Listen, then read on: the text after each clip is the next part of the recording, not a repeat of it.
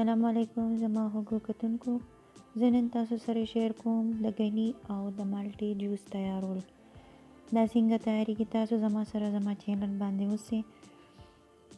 غني جوس خو په بازار کې ساده هم ملاویږي او د کلو کې د دې لوکل فیکټرۍ وي زمیندارو سره، نو دا ما هغه لوکل فیکټرۍ نه راغشتي دا جوس. زه به تاسو ته د دې تیارېدل اوس ښوم چې دا څنګه تیاریږي.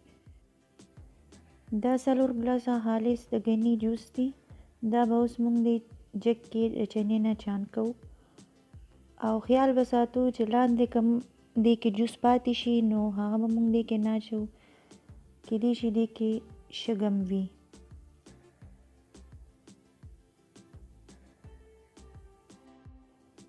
دې 4 ګلاسو جوسو کې به موږ 4 دانې مالټې اچو. که مالټه وي که کینو وي هر څیز چې وي هغه تاسو دې کې اچولی شئ. دا به اوس زه کټ کړم او دې نه به دانې لرې کړم.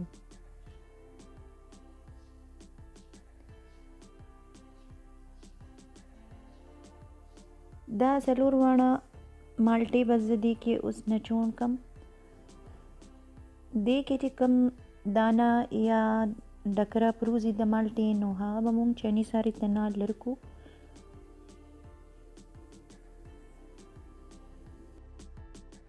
د غني او د مالټې جوس تیارېدل ډیر اسان وي. تاسو یې ځان تم تیارولی شئ او خپل کور والا تم اسانې طریقې سره تیاریږي او ګرمیانو کې صحت لپاره ډیر ښه وي.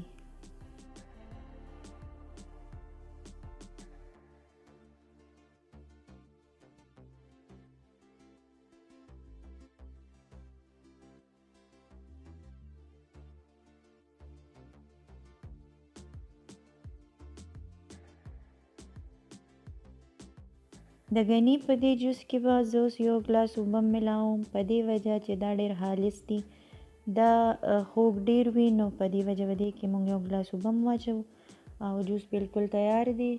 تاسو یې ضرور ځان ته تیار کړئ، ګرمیانو کې صحت لپاره ډیر ښه وي. خوله چې د انسان نه ځي نو د اوبو د جوسو ضرورت وي، نو تاسو خالص د غني او د مالټې جوس ځان ته تیار کړئ او ضرور یې ټرای کړئ. که ستاسو زما دا ویډیو خوښه شوه نو زما ویډیو لایک کړئ او چینل مې سبسکرایب کړئ او د غنټۍ بټن دباو کړئ چې تاسو ته زما نوې ویډیو زر ملاویږي.